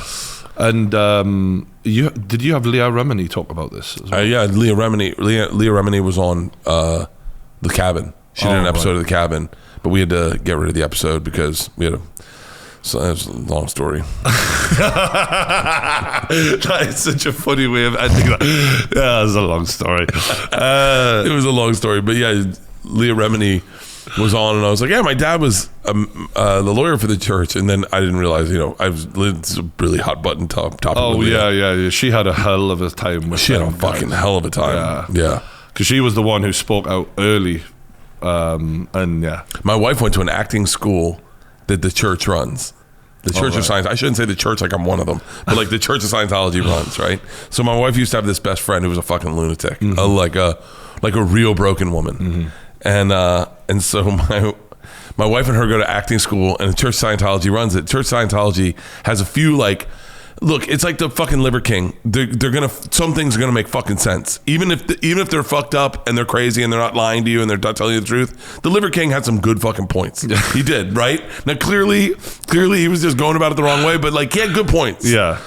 Still to this day, he has good points, and so you really bought in, huh? What? No, he was a nice guy, and like I love the idea of like there should be some kind of like ceremonial bloodletting for boys at a certain period where they have to like earn their fucking stripes. I think moving's great. I'm not going to sleep on a fucking mat on the floor. Yeah. Getting outside, cold exposed. I like all the things he said. It's just like obviously, whatever. He went about it the wrong way. The church is the same way. Church is the Liver King. They're the Liver King. They really are. Yeah. Look, they're not going to not that many people are going to land on horse shit. And one of the things they had was like this, like one of the things they had in the church that I still think is a good idea is that you need to reward yourself when you do big things. You need to get yourself something nice and reward yourself so that you can commemorate that nice thing. And I was like, yes, because like if I do a special, I was like, I did a big tour, and I was like, I want to get a watch to remember this tour. So I bought a Submariner, $10,000, a nice fucking watch, and I was like, yeah. And every time I look at that watch, I think about that tour, and I go, how much I love that watch. One of the things they did was like this brutal honesty about like calling people out and holding people accountable. The church did it, and I remember she came back from acting class, and her friend was with her, and her friend's like, this is fucking ridiculous. They said I'm a whore and that I sleep with men to get power and that I try to use that power to threaten the men. And I'm like, she does all of this. And she's like, it's because this church Scientology is fucked up. And I was like, I think they're hitting it on the head. How long did they spend with you? Yeah. 10 minutes? Yeah. But yeah, I'm not like a religious guy. I'm a religious guy, but more like Catholic shit where it's just like rituals. So... Yeah, I seen you talk to Louis about that, about wishing that you had that level of faith, because you seem to be kind of, I don't know if we're all not wanting to die, but you particularly seem to be a bit more on edge about your own end. Yeah, because I'm hyper aware of, I have these periods of time, I don't know what it is, but like, I don't know if it's depression, but I don't know what it is, but I'm hyper aware of sadness. Like I can see sadness in people, and I'm. Do you know the noise like when, like I don't know. It's horrible to say, but like the noise when real tragedy happens, and all of a sudden, everyone's civility goes out the door, and a real scream comes out, and people start saying panicked things. For some reason, I am always very close to that.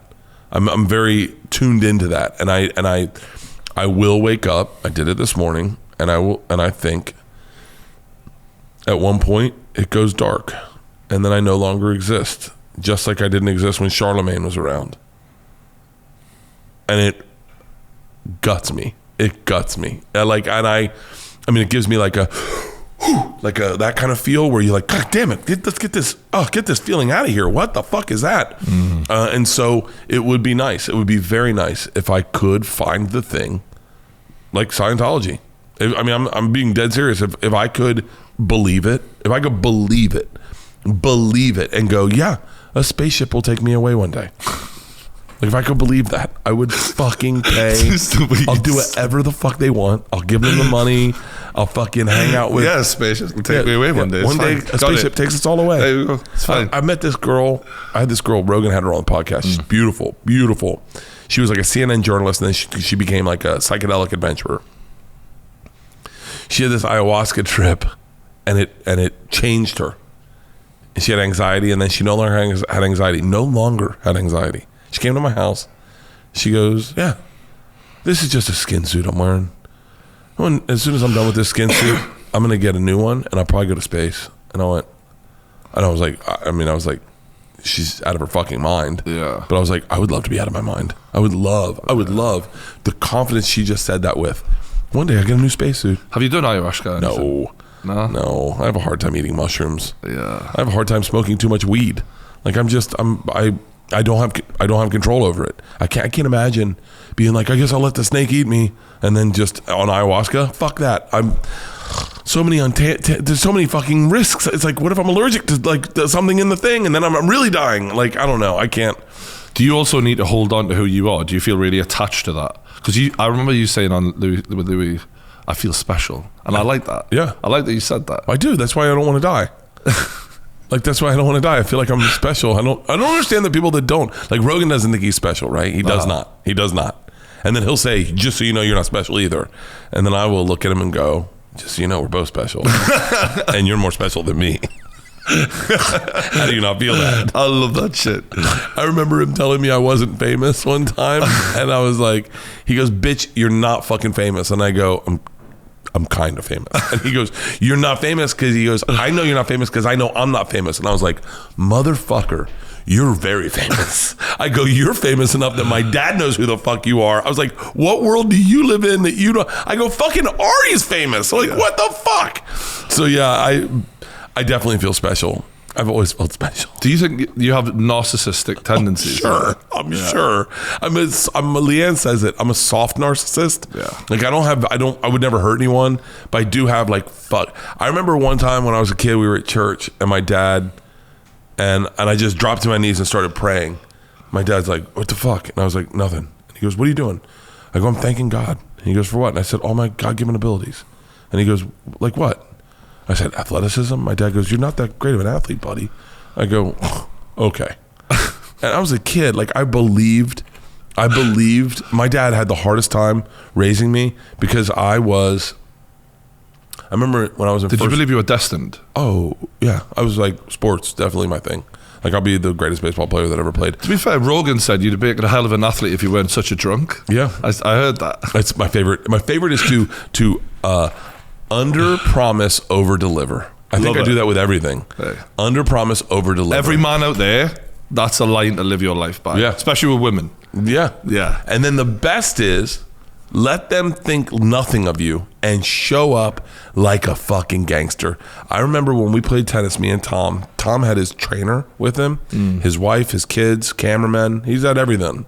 And I showed up hungover. I'd been partying with Steve Austin the night before. Wrestler? Yeah, I've been partying all night. Man, Yeah. I'm sorry to stop, but what is Stone Cold Steve Austin like? Fucking awesome. Oh, awesome. I love this guy.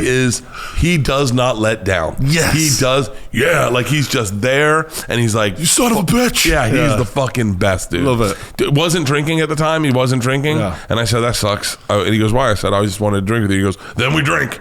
And we just started drinking beers and we got fucking wasted and we ate steaks. And I was like, this is fucking great. He is the best. He is the best. So I show up and I ace Tom like 29 times. And the look on Tom's face when he goes, the defeat I saw in that man, the defeat was almost similar to when I had to roll him into the hospital when he broke his arm and knee. Like that defeated look. I love that. I do that. I love when people expect nothing of you and then you show up and you fucking ball. And they're like, what the fuck? I did it with, we were at the Fully Loaded Festival. We do it at ballparks.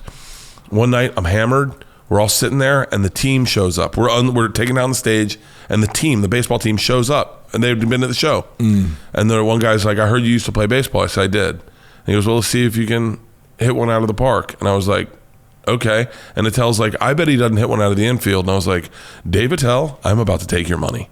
And I get up there, and I was hitting, and by the way, now I was hitting one hops off the fence, but the pitcher looks at me, and he goes, there's no pace on this ball. Like he's just like this. Okay. He goes, if I put a little bit of pace on this ball, you're hitting it out of here. And then I was like, I'm about to hurt myself. I mean, I love it's benching. One of my favorite things ever. How great was this? One of the guys on our tour, Dave Williamson, is an athlete, and he's a strong dude, big guy, right? We should do a max bench press, and everyone's like, yeah. And Dave's like, I got this. He gets pinned at 225, and he's like, what the fuck? Me and Pete are at 235, 245, wow, 255. And then all of a sudden, he was the defeat in his face. Like, how the fuck? Are you a competitor then? Yeah. But and then I have to swallow that because I can get competitive, and it's not a healthy thing for me. Like the marathon. Like Joe, we were all sitting around, we're dicking around, and I said, I'm pretty sure I can run a marathon with no training. And Joe's like, absolutely not. And I go, I definitely can. And he goes, absolutely not. And I go, I will.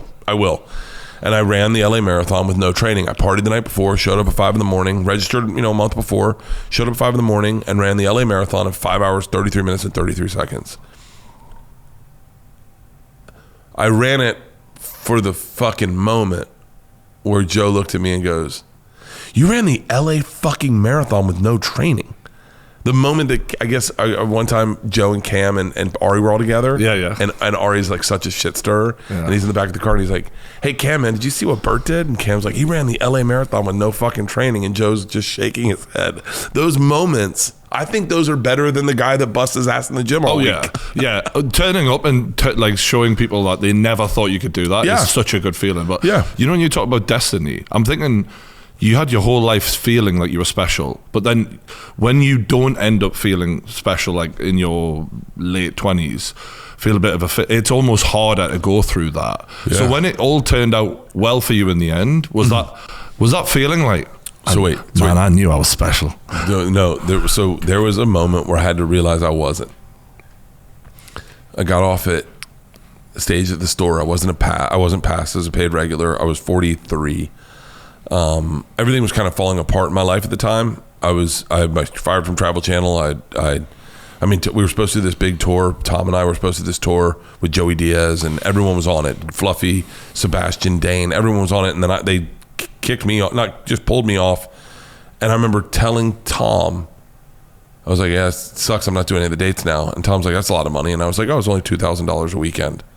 And Tom was like, "What?" I was like, "Yeah, it's only $2,000 a weekend." He goes, "That's what you're getting paid?" And I go, "What are you getting paid?" And he goes, "I don't want to tell you." I was like, "Wait, what are you getting paid?" And he goes, "I'm getting paid $20,000 a show." And I went, and all of that, plus Leanne's redoing the house. I'm fired from Travel Channel. I put out my special on Showtime. No one watches it. I'm not a paid regular at the store. I'm coming off the store. I'm overweight. Tom's fat shaming me. I have no shirt on. I have a pair of dad jeans on. I don't have cool shoes on. And I remember I saw a dude who was gorgeous, a comedian, gorgeous. He had the car that I had seen, because we were looking to buy a new car.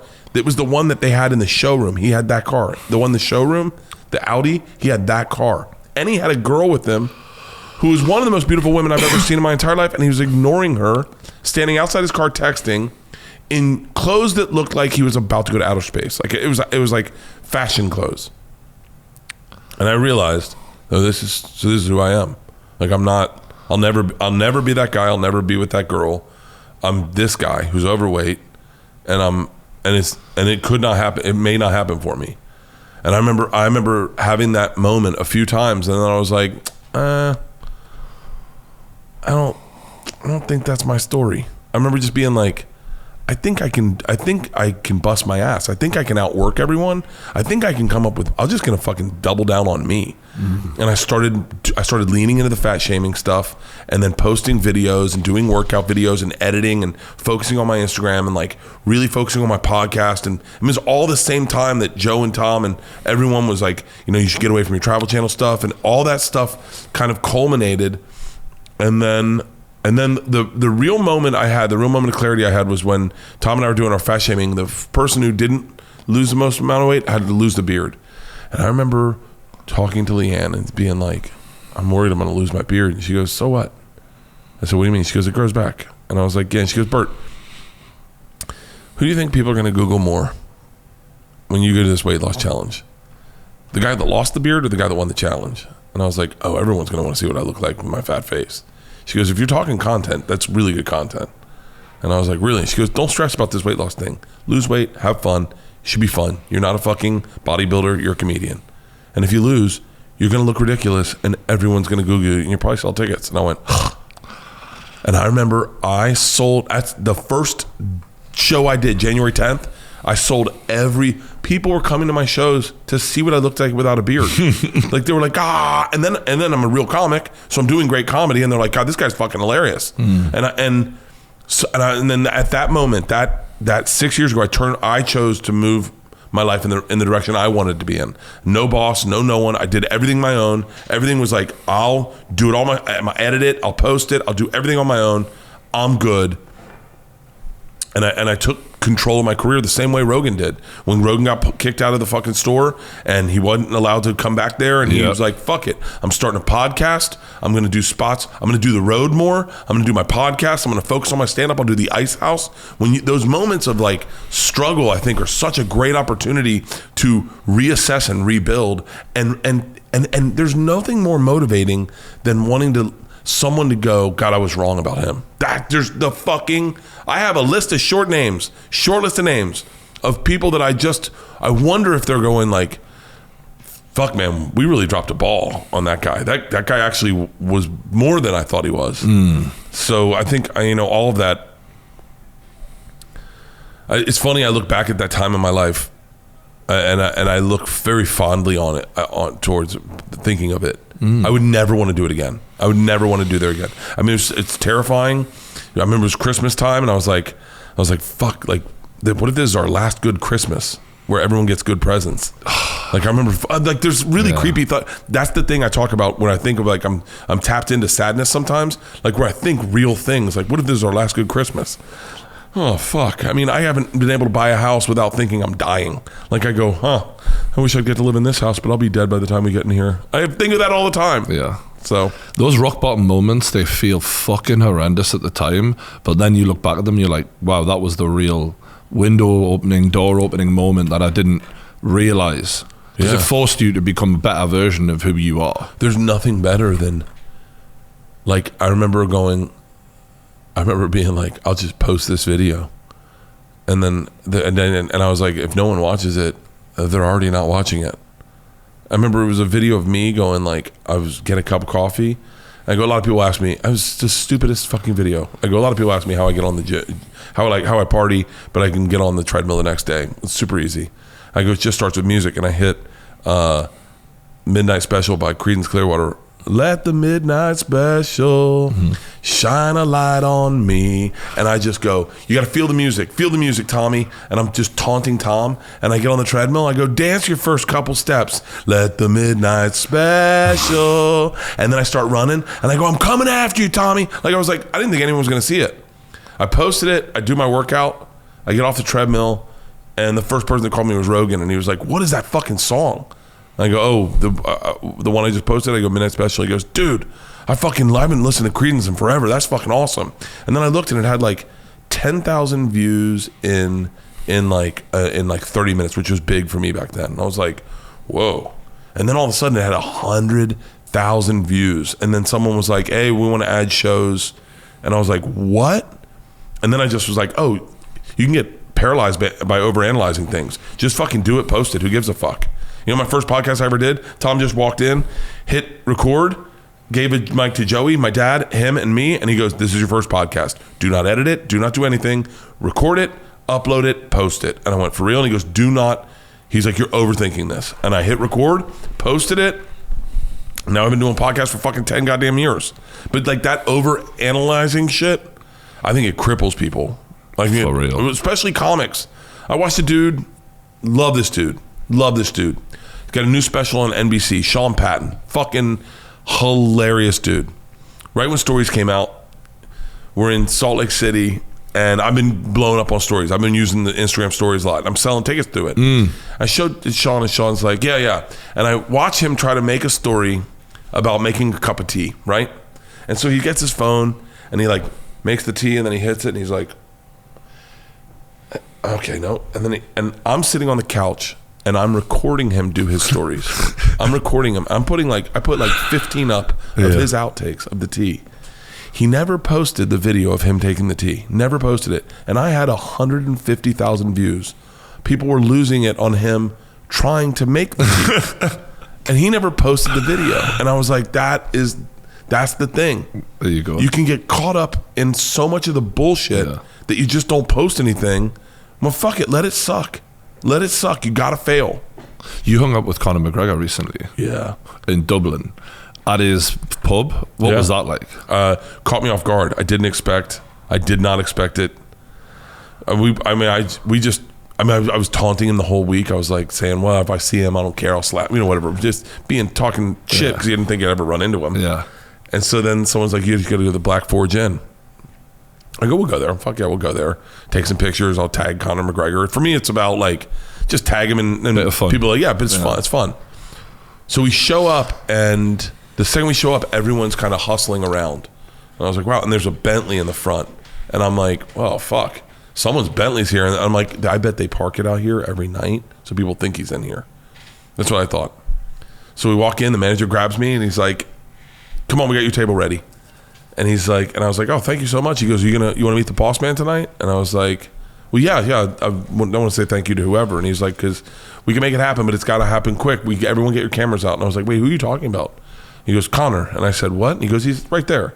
He's at the table next to us. And I'm like, I'm like, it's fucking Conor McGregor. Conor McGregor's right there. Holy shit. And he's like, yeah, he wants to meet you, come on. I don't think Conor knew who I was, in all fairness. I don't think he knew who I was. I take that back, because he did tell me to tell Joe I said hi. All right, okay. And so he might have known who I was. I think they were aware that I had a lot of big Instagram following. And I think that was the thing. I don't know. Yeah. So Conor comes over and he's like, hey, fucking awesome. Delivers. I mean, what's up? Hey, come on, let's get a picture, huh? Hey, get the belt on the guy. And he gets the belt on me, and we do the fist thing.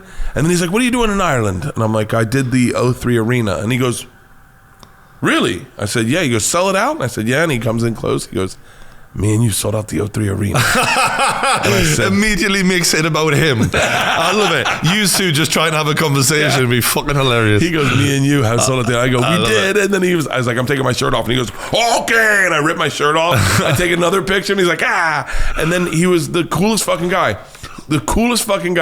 And then I get up, I go to the bathroom, I start taking pictures with fans, and Conor sees, like, everyone's got their cameras out, and he's not gonna let them down.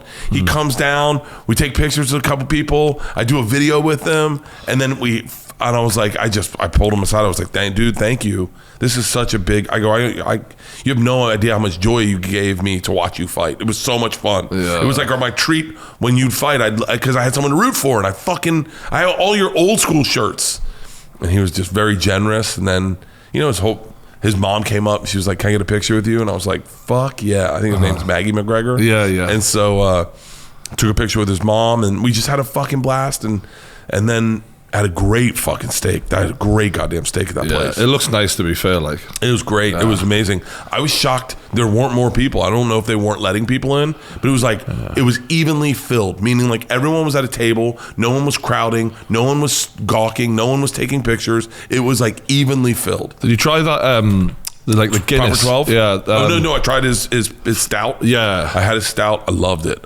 But I'm an easy sell. Like, if if you're sitting next to me, I'm an easy fucking sell. Yeah, he's going through a lot right now. He's got this woman who just jumped off of his fucking yacht last year and claimed that he attacked her. She's fucking jumped off his yacht, got picked up by the Red Cross, and then he's just been knocked over on his bike. I don't know if you've seen that as well on his Instagram. He was riding his bike. Some guy, blinded by the sunlight, drove straight through him, nearly fucking killed him. He is fucking jacked. Yeah, he looks bigger, for sure. Like, trust me when I say he is wide as fuck. He is wide. He is hard as a rock. And I don't know what they say his height is. I think they said 5'10". I was looking eye to eye at that with that motherfucker, and I'm 6'1". I was like, holy shit, he is jacked. I mean, jacked, and he smells amazing, and his clothes are so soft. They're so nice. Like when you touch him, your hands just go. Oh, really? This lump. He is the. It's funny because he's actually gone at Joe Rogan a bit. They were going back and forth about steroids. And Joe says what he sees, and obviously Conor's got an ego. So when Joe's literally commentating on him getting his ass kicked, he has to say what's happening. Yeah. And Conor doesn't like that, so he's like digging him out on Twitter for like, oh, I was fine, you fucking this, that, and the other. But Joe was actually the first person to even really tweet about Conor in the UFC. Yeah. He said like, this guy he's the guy. He said to me, I texted Joe. I said, yo, I'm sitting next to Conor McGregor.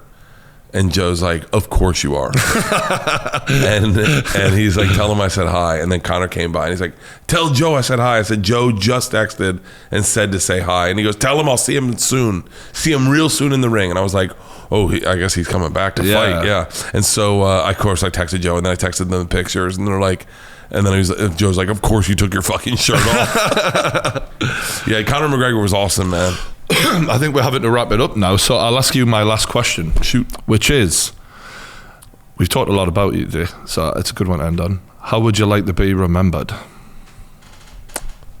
in the event that you're not here anymore, which hopefully the aliens come and take you away? I'm gonna cry. That fucks me up. That question fucks me up. Really? Yeah, because I know that it'll happen one day.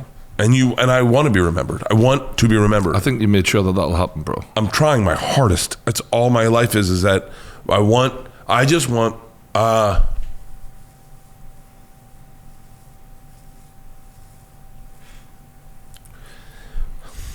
am I fucking crying? It's all good, man. I just want people like when they're having a good time to go, oh man, I wish Bert was here. It's the silliest thing. But just like, go, he would have made this so much more fun. Like, that's it. Like, I don't need to cure anything or like fix anything. You're a good time. I just want people to be like, God, man, it would be great if Bert was here. Mate, you're the best time. It's the silliest thing. Don't want to be remembered. Fucking Nelson Mandela's like, what the fuck? You don't want to fucking fix it? I love it. And then people with hair lips in Brazil. I love you this don't want guy. to help those kids? I go, no.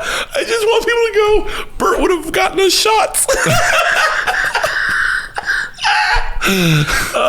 That's it. Fuck. That's it. I love that. That is one of my favourite answers I've ever had to that question. But and you are 100% that guy. Well, 100%. 100%.